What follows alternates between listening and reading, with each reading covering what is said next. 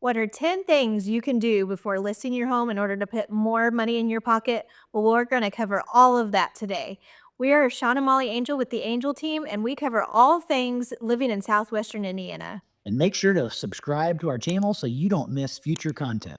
So whether you're moving for a job or maybe you're having another baby, there's many reasons to be selling your home. So today we're going to help you put more money in your pocket with our 10 tips. So tip number one is going to be declutter like a pro. We're going to start with the simple and then we'll move to a little bit more of the advanced. But the reason for this is not to give you homework, but to let the buyers be able to see themselves in your home, not your collectibles or your family pictures or things that might distract them from an otherwise good showing. Yeah, so I think another part of this too is photography-wise, we want to display your home as best as you can, and the less clutter there is in the home, it's gonna shine so much better in the photographs as Yeah. well. So just don't be offended and think about minimalism is best when you're talking about this professional photography because all of these next 9 points were built upon really the photography, the marketing, and the exposure your house is going to get.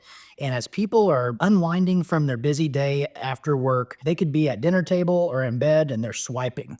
And so you want that swipe experience, the looking of the pictures through to be able to see walls because you don't know if you're dealing with somebody who's into the decor or if you're dealing with somebody more technical into seeing ceiling corners and things like that. So, along with the decluttering, the minimalizing, the personal effects, is also showing corners. That's something that we've learned that people like to see. The inspectors certainly like to see it. So, this carries over into the garage. Closets are off limits. I mean, it's fine to have things in your closet, but even organization in the hidden places speaks loud to how you're keeping a home and the confidence that's instilling into the buyer's mind as they're walking through it. Yeah, so when you think about decluttering, especially think about kitchen countertops. I know that those tend to be the places where we collect appliances and different things, but if you can have those looking nice and clean, that especially makes a kitchen look a lot more functional, a lot more open. Other things would be shelves, not to have those cluttered things in kids' bedrooms. Maybe they have a collection of stuffed animals. Maybe it'd be better to put some of those in the closet and hide them away. So just anything you can do to make the space feel cleaner and more open. Tip number two is clean, clean, clean. It may seem simple, and I'm sorry if we ever offend you. We don't mean this, but some people's version of clean is different than other people's version of clean. So we're going to get a little granular here. We're talking the vent registers. The return air vents in your house are a telltale sign of somebody keeping up with maintenance on their furnace, believe it or not. So if you see dust on the return air vents in every room, or even worse, you see some of the return air vents have the filters that are right behind them, the way the HVAC systems are made. If that thing looks like it's clogged and cat hairs hanging out the front of the grates, it speaks a lot to whether they've maintained the furnace. Because everybody thinks clean, like vacuum the carpets and wipe the counters. I mean, that's a no-brainer. Doing the dishes, no-brainer. But open up your oven because I promise you, mom and dad will be traveling in that house with these kids on their first time by, and she's going over to that oven to see how well this house is being kept. It's funny what I notice as a realtor, and many times it's the simple things that trip you up. Ceiling fan blades, your baseboards, and especially if you have animals. So most people have some sort of pet these days. So having a pet's not bad, but you don't want to have evidence of it, especially smells. So you kind of get used to what your home smells like. So maybe you need to have a neighbor or a friend or somebody you trust to come in and do a smell test for you because what you don't want to do is use artificial scents in order to cover them up. So there are things you can do to get rid of pet smells. Carpet cleaning companies can do treatments. Ozone treatments we can help with. Yeah. Yeah, so there's ways to handle that, but get some outside advice on how your home smells because we just get used to it. I'm gonna go back to like the simple things. You're leaving in the morning in a rush. You're getting the kids to school, and you're off to work. Don't forget to make the bed, put the laundry up, because the day that you leave your laundry out, the day that your underwear and socks are on the floor, okay, and you think, oh, we haven't had a showing in 3 days. I'm good. That'll be your buyer. That'll be the day where someone needs to get in at 12:30. So making the beds, the kitchen cupboards, the cabinets in the bathrooms. So what happens is people don't go through your effects, okay? But they do look for leaks. Let's say somebody's not a first time buyer, they're looking under the kitchen sink to see if the baseboard is rotted out underneath there and you have it kind of a bucket, is holding water. So if they open up that kitchen or cabinet in the bathroom, the vanity bottom, and they see rotted out subfloor, that's not good. But if they see, an inch thick of cat hair down there, it's not that they'll run you, it'll run you off from a buyer, but all that stuff is additive or subtractive to their experience in the home. So I'm gonna go back to the animal thing. Everyone has them. I'm gonna reiterate. Everyone has an animal. We get it. But cats are a special breed for people because we find violent opposition or love for little kitty cat. So just make sure that you are getting that second opinion on the sniff and the odor and things like that. Because we do see the odorous elements running people off pretty quick. One more tie into that is once you get your contract, okay, and we're through and you're pending, you're going to have home inspections. The home inspection is a critical time that buyer many times is there for the second and only the second time that they've seen your house, especially in competitive markets where they weren't able to tour 2 and 3 times through the transaction. So make sure you maintain that cleanliness that they first felt when you were show ready, when the relationship was fresh and you were excited in the home inspection, because we see the animal odors come back and people kind of get lazy and it comes back to haunt them. So, And if cleaning isn't your thing, reach out to us. We can give you recommendations for great professionals in this area that can come and clean for you and get that job done. I know it's not a fun job, but it's definitely a necessary one when you're selling your home. all right, tip 3 is boost curb appeal. I know the last one was kind of a Debbie Downer because let's face it, who likes to clean? But this curb appeal part, this makes a lot of sense to people. Before people call an agent, many times they travel the neighborhood. You might see a car that circled your cul-de-sac or traveled through in the evenings or morning times. What they're doing is they're getting an idea of what your neighborhood is like at different times of the day. If you live near railroad tracks, they might be parked up the road hearing what that noise is like. Same with interstate travel or county roads. So your curb appeal matters because they're judging you, maybe it's inappropriately, the inside of your house based on the exterior. Some of the things that you see on TV is all about flowers and mulch and grasses being cut and things like that. But I'm going to start myself keying in on your gutters. Let's say you have trees in your yard and you have limbs sticking out of the gutters or trees growing out of the gutters or just leaves piled up on the roof. Many times what happens is that water runs over the lip of that gutter and it stains all that aluminum. Then you walk around the side of the house that's shaded. Many times the north side of the home is notorious for this, and your vinyl siding is in great shape, or your brick or whatever. But organic matter gets blown into those wood grains on the vinyl, the wood, or the cementitious stone, and it grows mold. Okay. The products aren't growing mold, it's the organic material is, but it creates a declined look on the house. Okay. So pressure washing the face of the gutters, the north side of the house. If you don't have landscaping, let's say you can't afford landscaping. We're not going to give you homework to spend $1,000 doing that on the front, but make sure that the dirt that's being splashed up from a hard rainstorm is off the foundation walls, because that will key into your gutters overflowing. And if you have a basement, now you've keyed in on somebody who has had a previous house with a basement leak, wondering what it's going to do in rainy season. So I'm kind of starting on some of the practical. It would be weeds in the driveway, it'd be weeds in the yard, it'd be uncut shrubs, or like a house I looked at yesterday had tree limbs from the neighbor rolling over onto the houses and it's kind of scraping on the house. So think of common sense things that maybe you just haven't had time to get to. And we have handymen available that we can recommend to you that they don't need to be licensed contractors for this stuff. It's people. You might have a kid that needs an extra side job.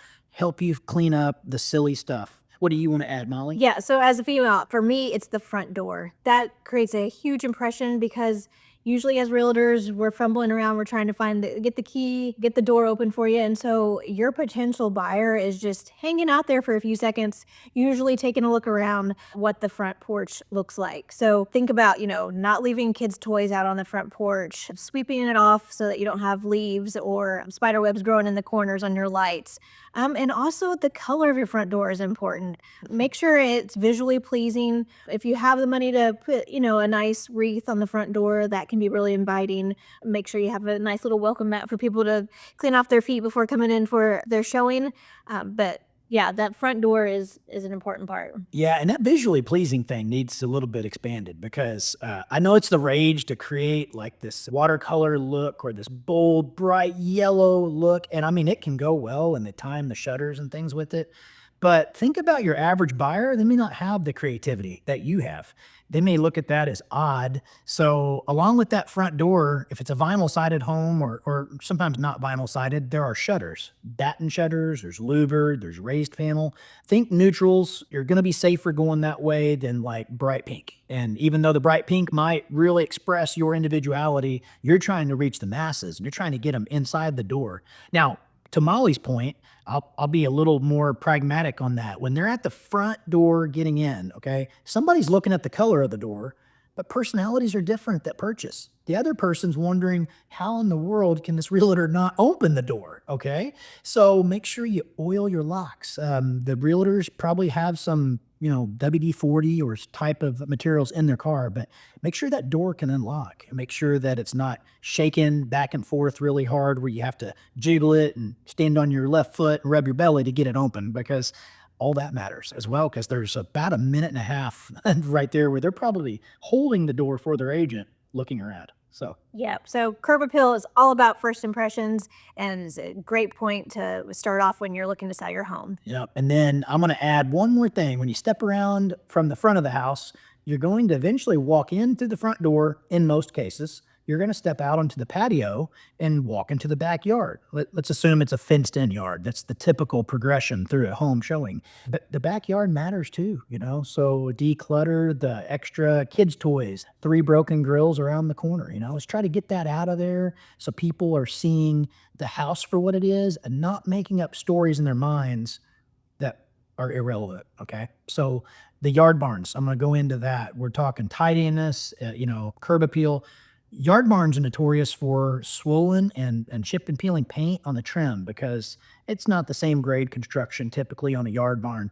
If you're going to be approaching the broad swath of buyers, you're going to have cash offers, conventional offers, FHA, VA, you're going to have government backed loans. That chip and peeling paint may very well cost you some money later on down the road to get through an appraisal check where the appraisers don't like to see that. So spot that kind of stuff up front.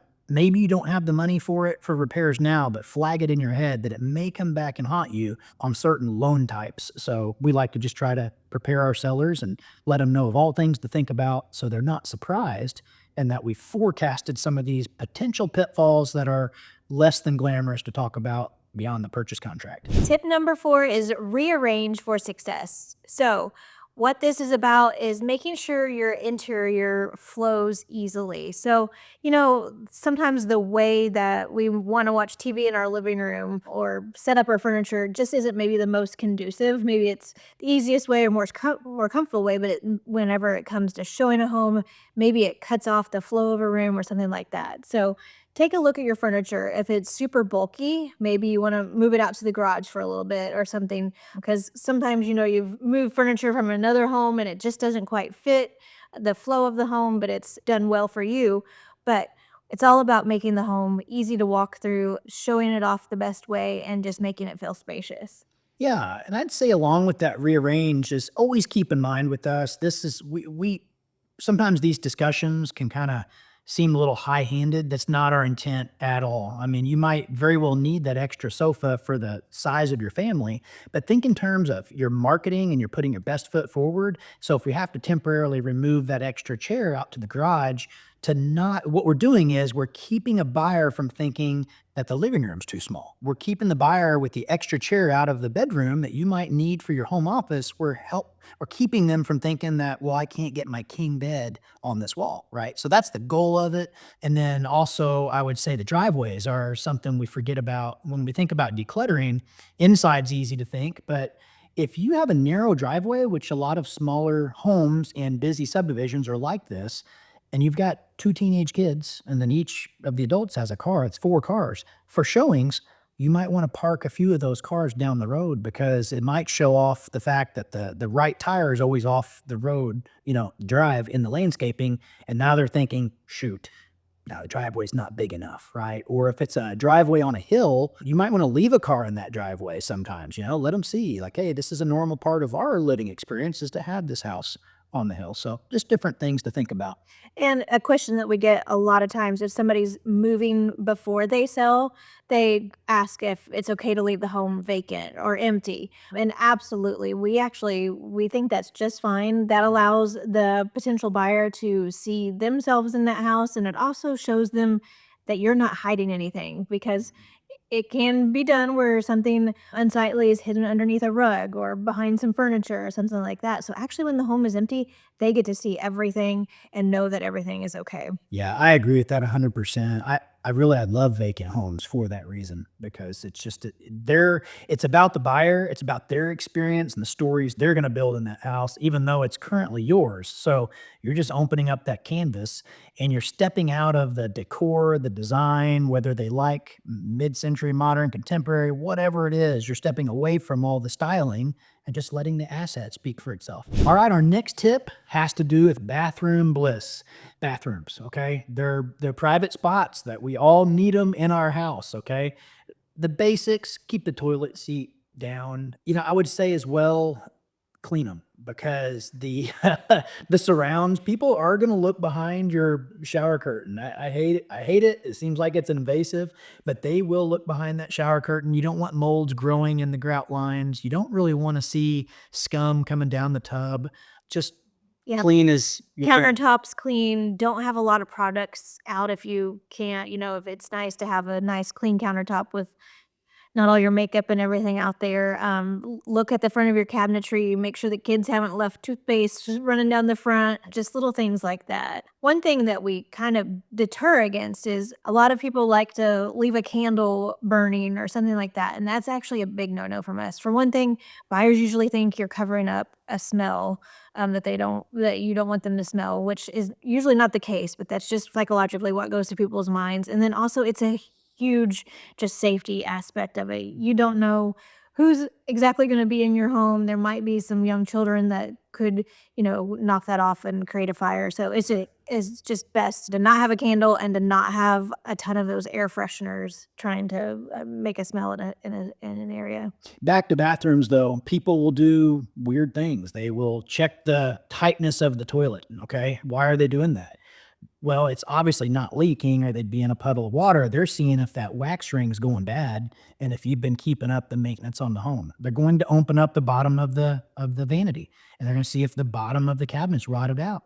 They're going to check your water pressure. They're going to turn your water on and off. Same thing in the tub. So let's go back some of the non-sexy things about home selling. Let's say you've never used the jacuzzi tub because the motor's burned up and the kids use it to float in and have a big bubble bath. Mark that on the sales disclosure. Hey, tub's in good working order from a leak perspective, but the jets are inoperative because I guess what? The home inspector will check those jets and then that's expensive. Who wants to have to get into a repair? So let's take it off the list. Same thing is if your toilet is loose, if you can't afford a friend, family member, or contractor to fix it, disclose it because a simple wax ring being loose is no big deal, but you're better off to take care of that stuff proactively. Tip number 6 is create a cozy bedroom. So, I think when we talk about bedrooms, I think of maybe moving the treadmill out of the corner that tends to collect all of the clothes that you haven't put away, just making the bedroom feel open and relaxing and serene. So maybe,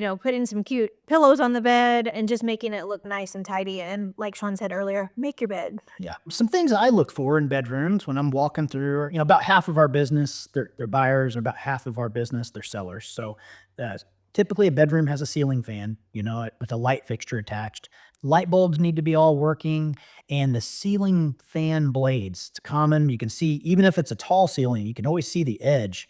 Dust those off. You can take a garbage bag with a rag, wrap it around the blade, and you can just wipe all that dust right into that bag and keep it clean and not falling on your comforter.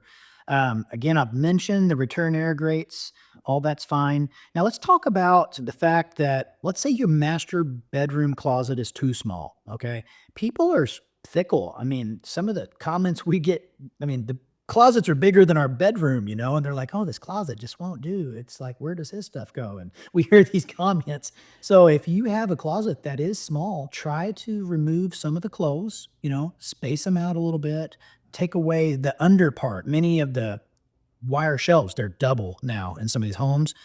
Let them see a little bit of the baseboards beneath it, and it looks thereby a little bit decluttered. Now, you can have as many clothes as you want, but maybe move those out into a kid's bedroom, for the time being. That's something I notice. People talking security, people are not going to go through your dressers and your nightstands and things like that. They're going to they would only open up a vanity to check for soft closed drawers, does your house have those? Or they see it a little off level. Hey, what's going on there? Same with your walk-in closets. But from a security angle, anything of value or you need to have protected, hide that stuff away because an agent's always with a buyer, but thieves are smart. So I always tell people, typically they're smarter than us because that's what makes them a thief, and keep that stuff secured. When it comes to security, another little tip on a tangent here, but check your locks. You have showings, make the windows all locked, okay? When you come home, check your windows real quick before you sit down with your family. Don't have a window unlocked. Now, they're not leaving it unlocked because they're coming back for you, most cases. That's not it. But they are checking if the window's open and if they shut.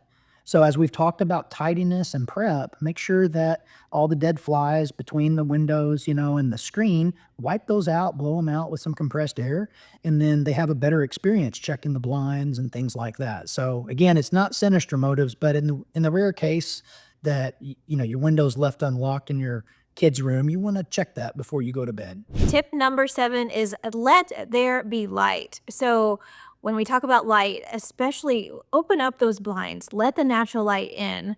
Sometimes we go into homes and it's dark and dingy and they just don't have the windows open, and it's like, just let the light in. Another thing with older homes is they don't always have an overhead light in a room. So, maybe if that's the case with your home, put some lamps in the room so that they can illuminate the room whenever they come in. Not everybody can always see a home during the daytime, so it's nice in the evening that they can turn on a lamp in a room and actually see around. But definitely keeping those blinds open, even when the photographer comes again, it's going to look best in photography to have those windows open and seeing the light through. Yeah, and just trickling in a few things to think about as we're talking windows. Not always is it uncommon to have failed seals. They call them seal failures, where it's a little foggy between the glass panes that make up that window. Those are actually fairly easy repairs in most cases. Not all, if the house is very old, but if you have the ability to get those fixed, you're helping yourself out because the home inspector will call it out. And sometimes people don't know that you can just replace the seals and it's several $100 repair versus replacing an entire window. If you can't, that's okay. Everybody works at their own budget. Disclose it. Hey, the bedroom front window has a failed seal. If you've got a Palladian window in a high end home that's 9 foot wide and 6 foot tall, now that's an expensive window. They're notorious non-rectangular, non-squared windows for getting these seal failures. So disclose it, because when they come back on the home inspection and they paid 10 over ask or full price, they're probably going to ask for it unless you told them up front. Then you're decreasing the chances that you'll have to repair it.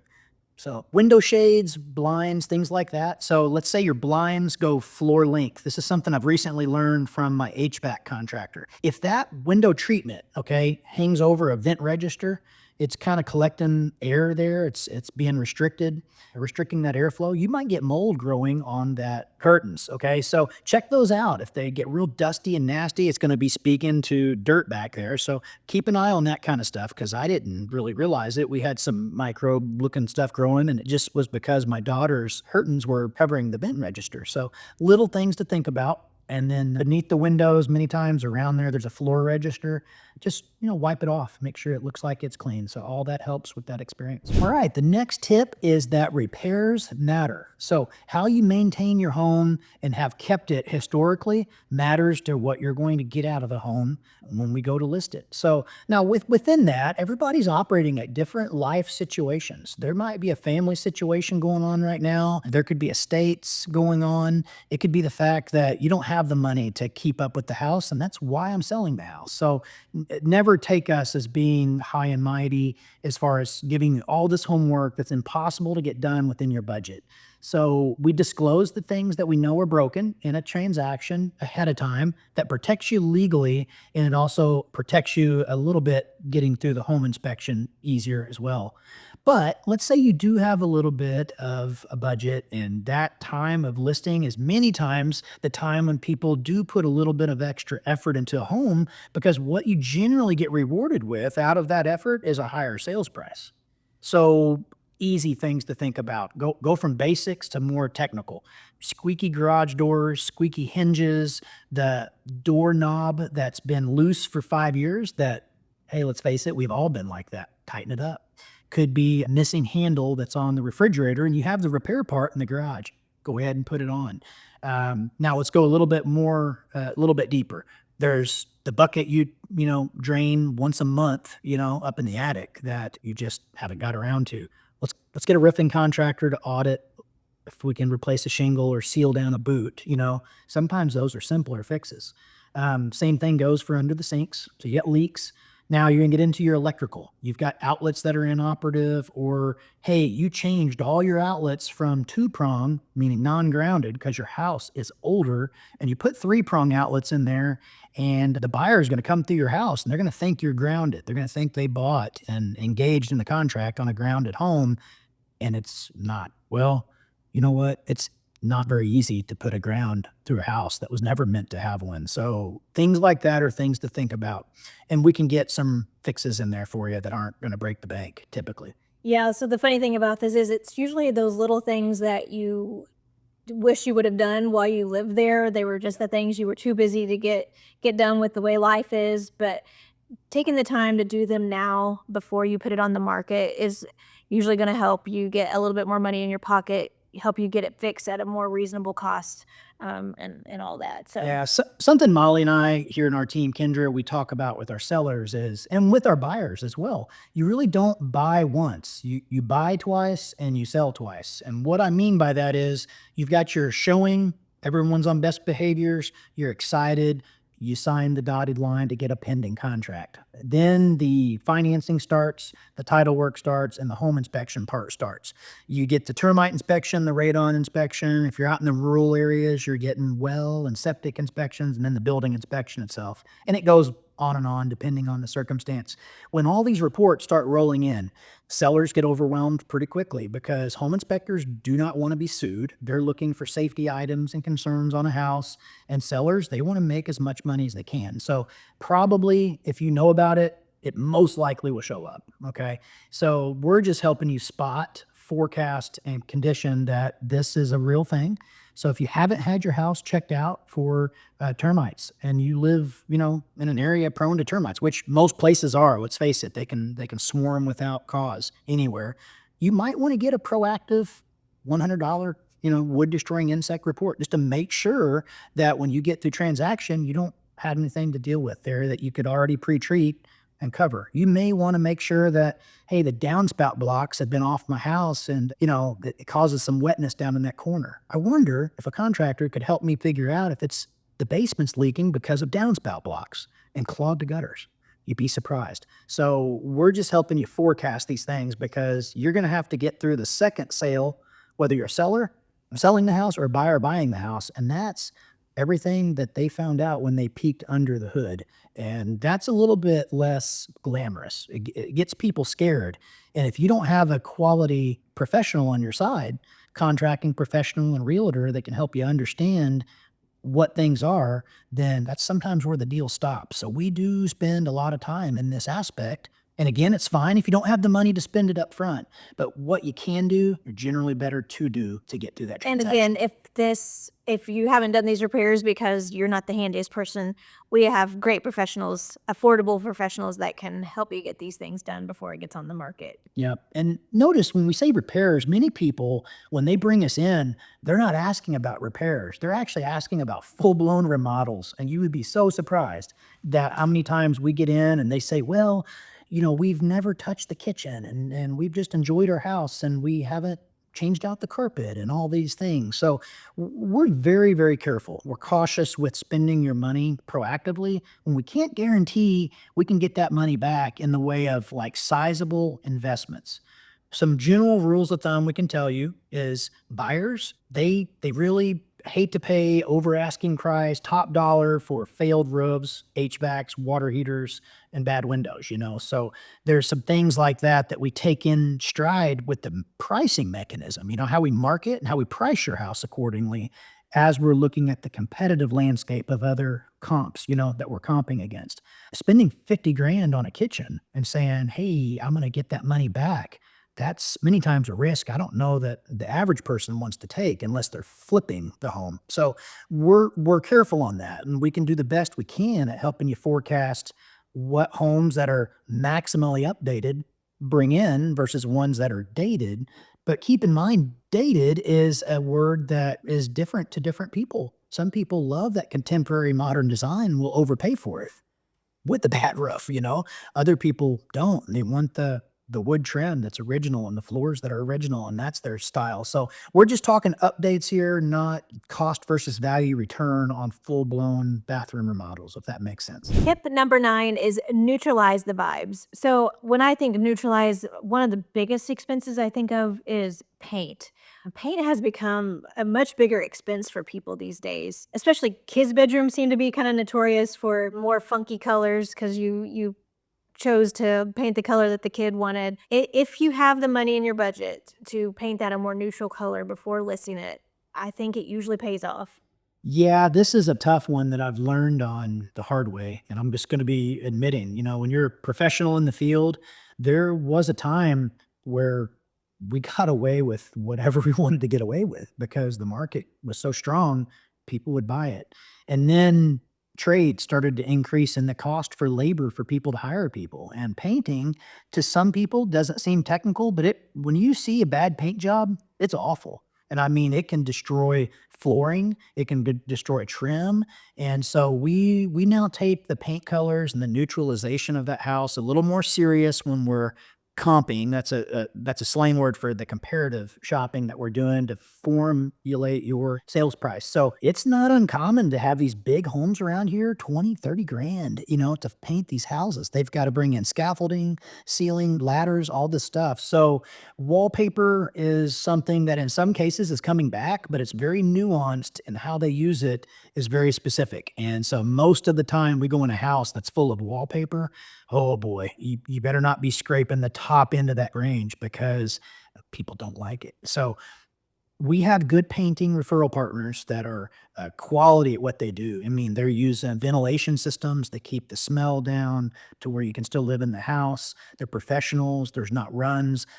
Quality paint matters. So if you think I'm going to paint this house on the weekend and you're not a good painter, that could hurt you more than just leaving it alone. Okay, I will say that. But yeah, Molly's right. There was a time we didn't care as much because we thought, oh, silly, you know, they'll paint it their own color, only to find out 3 months later the house wasn't selling because it was too much of a color that was not either A, current with the time, or not, or is just outdated. Wallpaper, ribbons, and outdated. Or the third thing, and this is actually a big thing, compare your style that makes you you, okay, to your average surrounding neighbors, friends, and family member. If that is a stark contrast, your style versus everyone else's, that's going to be a telltale sign that you want to neutralize to the area that you're in sometimes. If you want to get maximum dollar. Now, not everyone cares about getting 100% of the maximum dollar the market can generate, you know, and that's okay too. So we're just here to try to maximize your return on your investment, get you as much as possible. And with paint, many times it'll be something that's almost a necessity that we have to do later on because we're getting too much pushback on what we're experiencing in the home. So that's a function of us respecting your budget, trying to do the best we can at generating value for you, while also being honest of the feedback we're getting when we can't overcome that. All right, we're all the way to tip 10. And tip 10 is to get a great agent. Now, what makes a great agent? That's one question that I would have if I were in your shoes. Some agents are very strong on numbers and they're poor on the people skills. Some are great on the people skills and the marketing, but they don't do their homework on the numbers.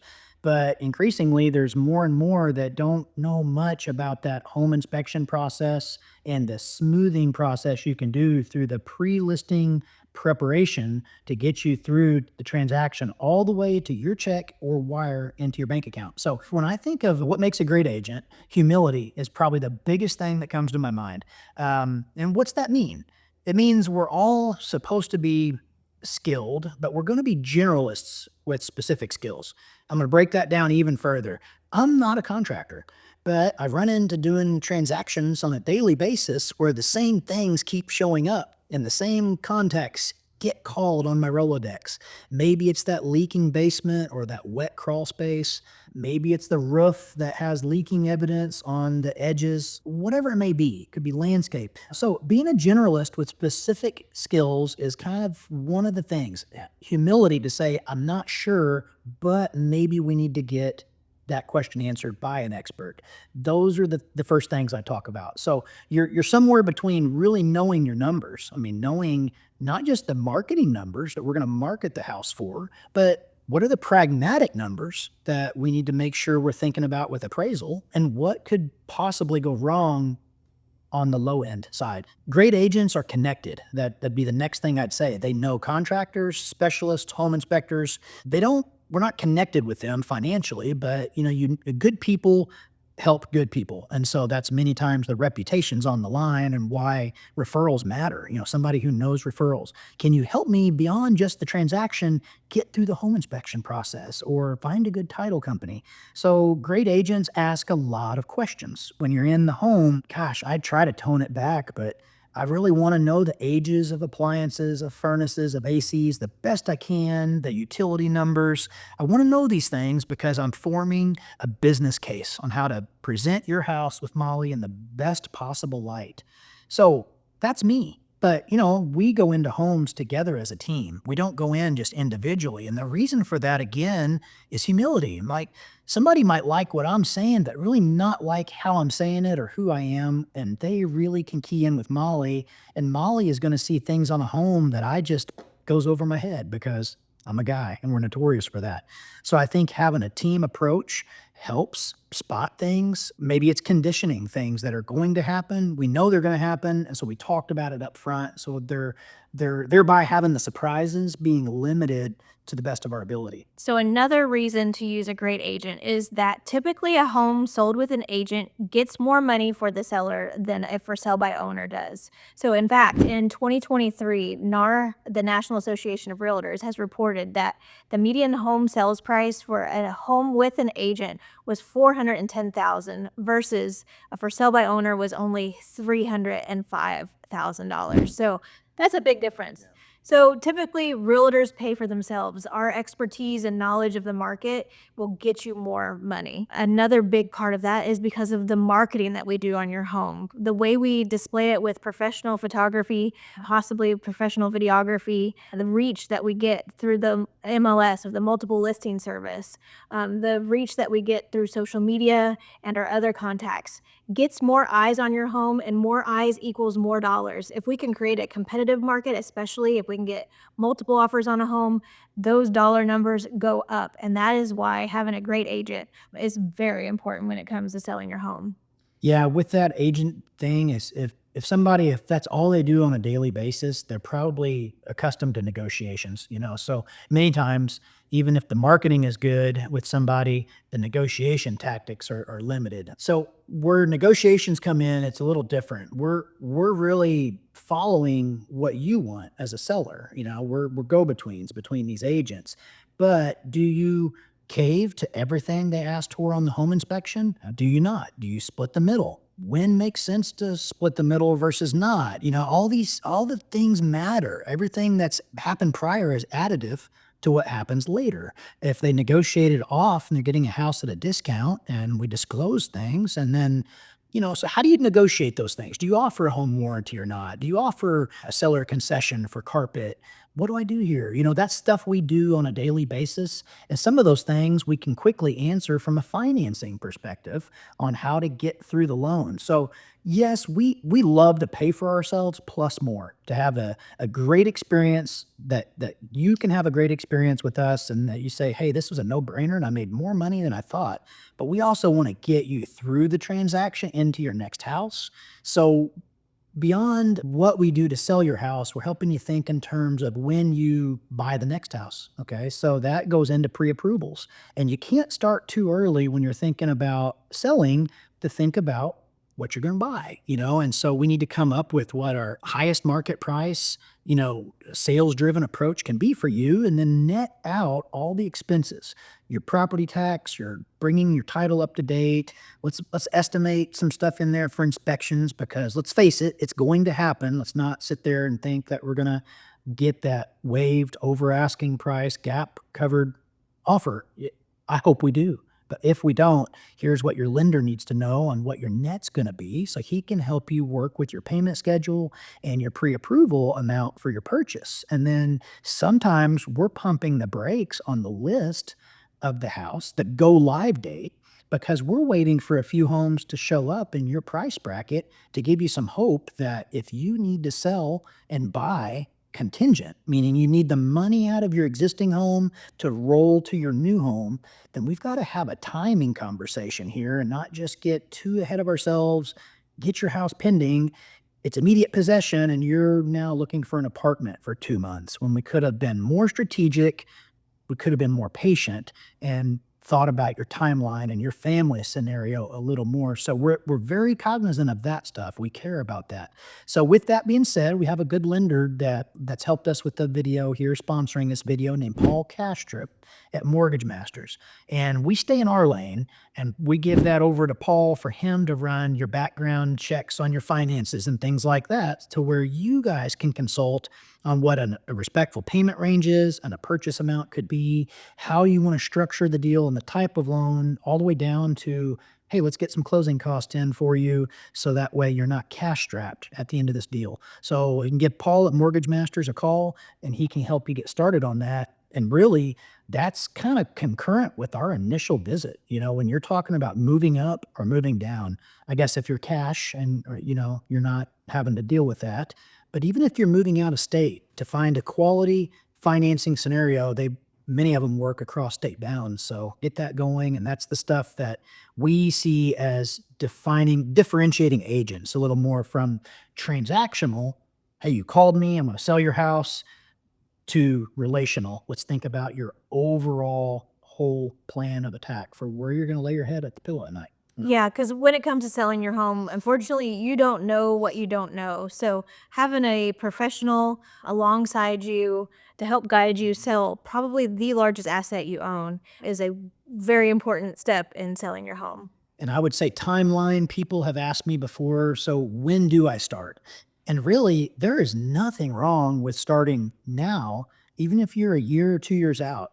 We have professionals that are up for retirement next year that we have been talking to a year ago. They're high planning type mentalities that want to know a little bit on where the market's at now. So they're working with their financial advisor and they're working on their retirement plans to where when they flip that switch to list, they've already have the realtor lined up in the other state where they're going.